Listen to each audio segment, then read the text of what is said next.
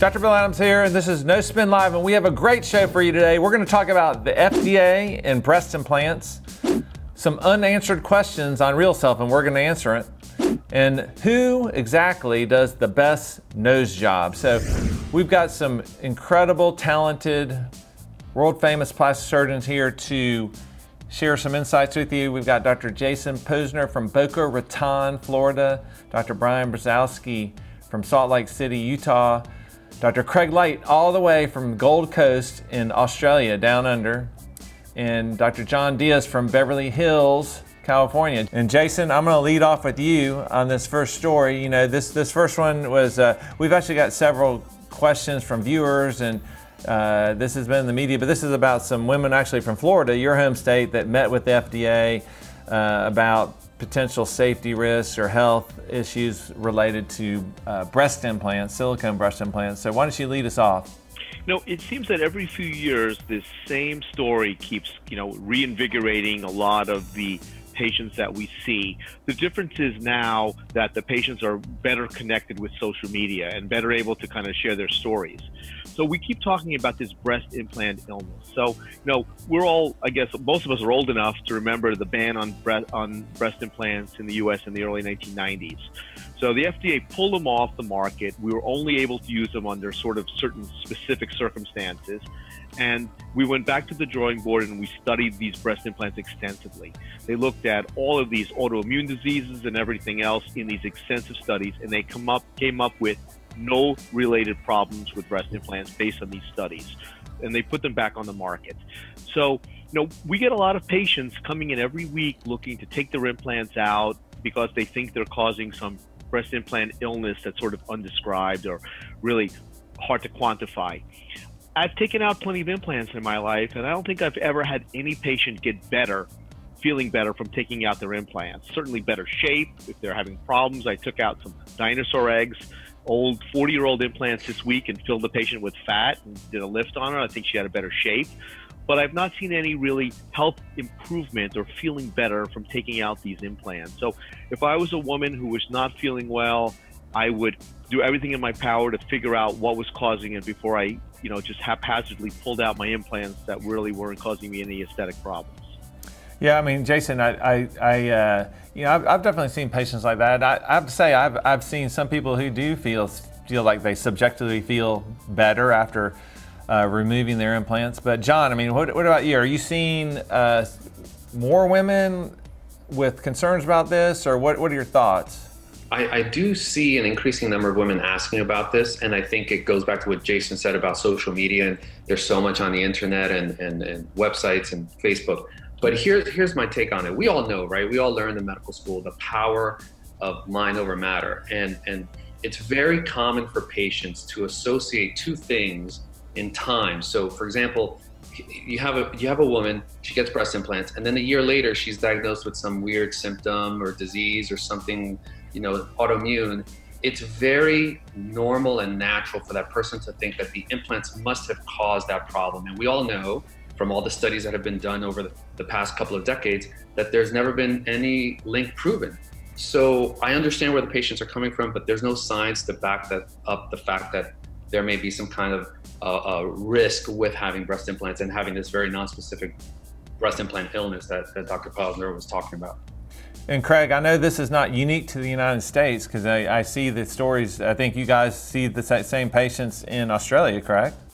Completely. And I mean, as Jason sort of said in his tour de force, the reality is that this raises its head about every 5 years. And the people who are online, who are leading the pack, so to speak, do so with almost a religious zeal. Now, I mean, we may find that there's a small group of people who have an autoimmune tendency that anything is going to stir that up. And that's possible.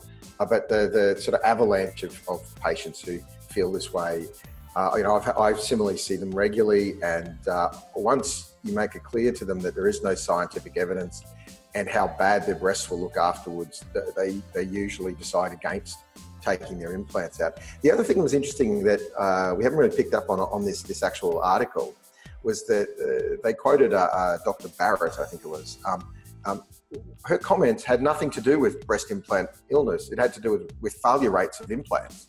So it didn't even kind of fit together, the actual article. So anyway, I'm sure that this will come up and fall back down again, as with a lot of these things. And Brian, what's your take on this whole topic?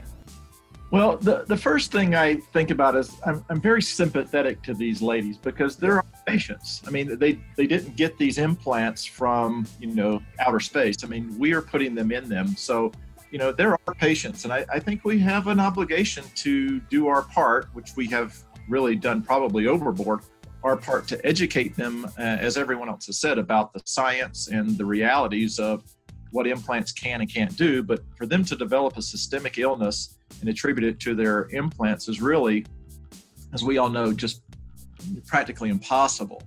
I'm horrified that there are groups that will take these suffering women and, quite honestly, I think, manipulate them in some situations and try to profit off of them. I certainly see that there are a lot of surgeons who spend their life's energy, if you will, in getting these women terrified and coming into them to have their implants taken out before they explode and create this horrible situation.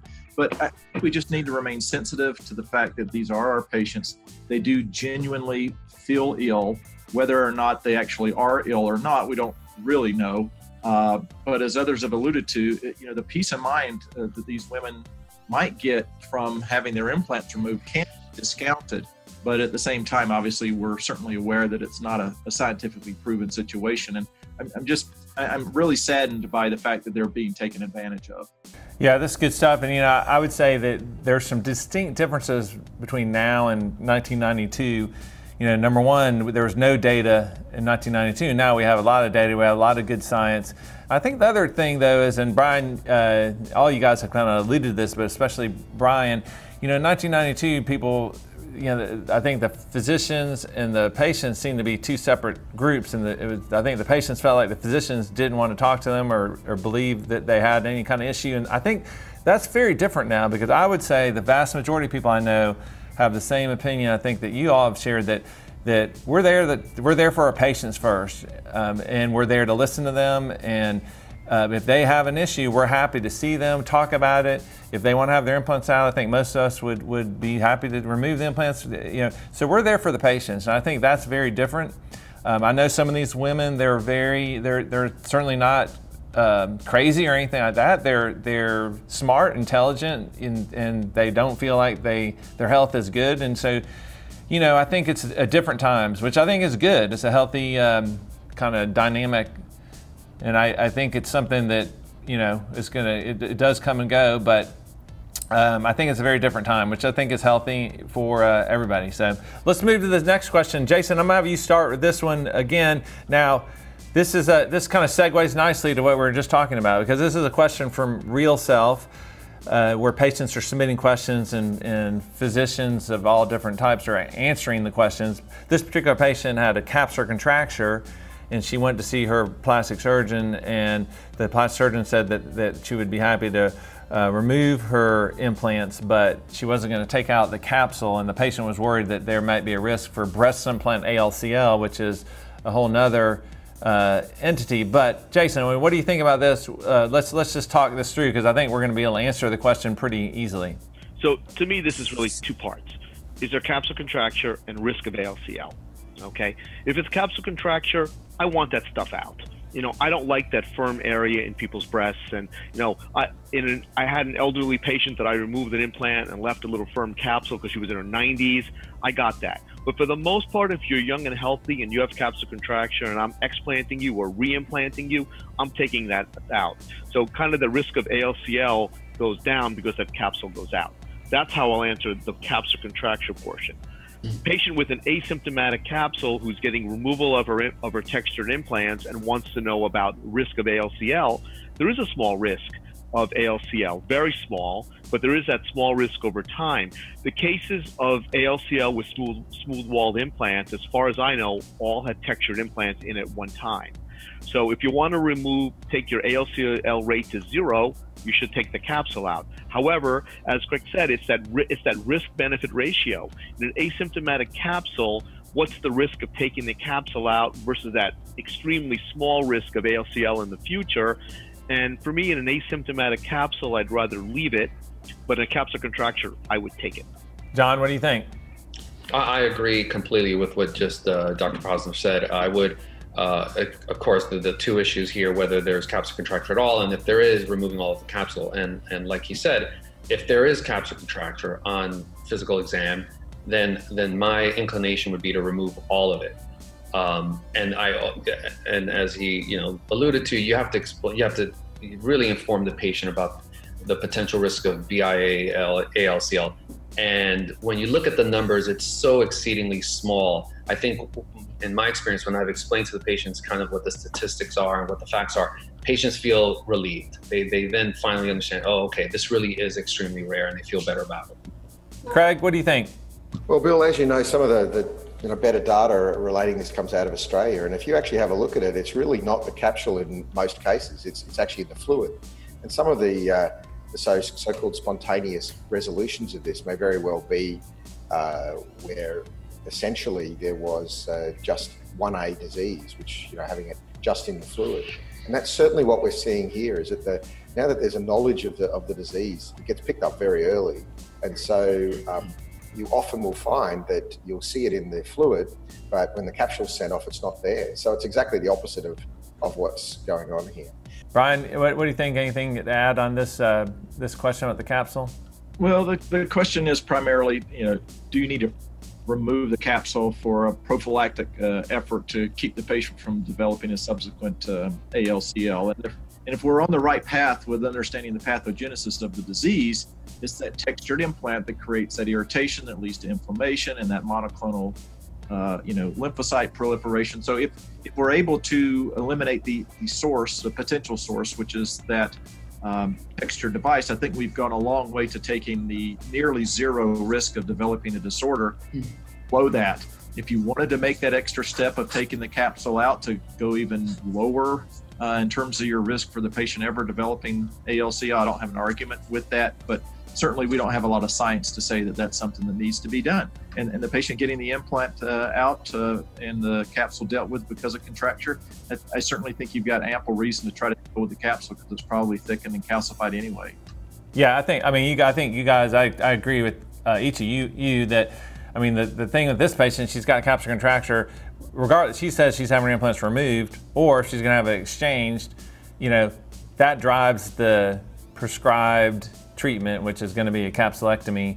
But in terms of somebody that's asymptomatic, that's again discussion, and you have to look at the risk and benefits and trade-offs of the procedure. But I think that's good stuff. And let's move on to the next one. So this is oftentimes we see this as a story that talks about not specifically it's on rhinoplasty or nose jobs. They're saying that you should go to an ENT surgeon is your best bet for having a perfect nose job. So Brian, why don't you tackle that one to start with? Because I think we'll probably have some different opinions, but it kind of depends, right? Well, it definitely depends. As always, the aesthetic eye and the technical skill of the surgeon, means the most. But I will say that ear, nose, and throat surgeons do learn the technique of rhinoplasty during their training, and obviously, depending upon where they've done their training, they may or may not have gotten as much of an aesthetic type of background in terms of being able to do a rhinoplasty equivalent to a plastic surgeon. But I'm at least encouraged that the article thinks that having core training in doing rhinoplasties is valuable, because as we've all seen, we have so many other situations where physicians, sometimes even non-physicians, are doing procedures so far out of their scope of their general training that we run into tons and tons of problems. So I'm glad at least that they think core training in rhinoplasties is important. Craig, you tell people to go to the ENT, get their ear wax out and their nose job, right? Yeah, absolutely. Yeah, I think the way to put it is, as my good friend Peter Callan puts it, is that people, if you're a rhinoplasty surgeon, now you can be a well-trained rhinoplasty surgeon who can be an ear, nose and throat surgeon, who can be a well-trained rhinoplasty surgeon who's a plastic surgeon. So that's the key from my point of view. It's just like, dermatologists can inject Botox and so can we, but because we're trained to do it. You just got to have someone who's who's trained to do it. That's the key. So I think a rhinoplasty surgeon is what you want, not necessarily someone who's an ENT or a plastic surgeon. I think those are great points. The only thing I would add, and because I get this question from patients, well, who's a better rhinoplastic surgeon, ENT or a plastic surgeon? And this is what I say. I say, the difference between an ENT and a plastic surgeon is that from day one in our training, every procedure that we learn and train on, aesthetics are always a major part of it, whether it's reconstruction or cosmetic. We're always looking at how things look, and we're always trying to improve the appearance in addition to the function. So it's kind of ingrained in us. So I personally, I'm biased. I think plastic surgeons are probably artistically maybe a little bit better because it's just so ingrained in our training and the way we think and the way we look at the anatomy that I believe we're probably at the end of the day probably a little bit better. Jason, you got the final thoughts? This one's a minefield. This is a tough question. I think that if you do a lot of rhinoplasties, you're going to become a good rhinoplasty surgeon, or else you're going to be out of business. So let's leave it at that. So the more cases you do, the better you get at it, whether that's a plastic surgeon or an ENT. You got to do a lot of cases to get good at it. Let's kill it with that. Well, I would add one thing, because you guys know my wife is an ENT surgeon. I don't want to be in hot water when I get home. So I just want to say that, like, the truth is that you guys are exactly right. It's we run the world's most famous rhinoplasty meeting, the Dallas Rhinoplasty Symposium. It's been 30 years now, and we have an ENT guest faculty, and we have a plastic surgery guest faculty.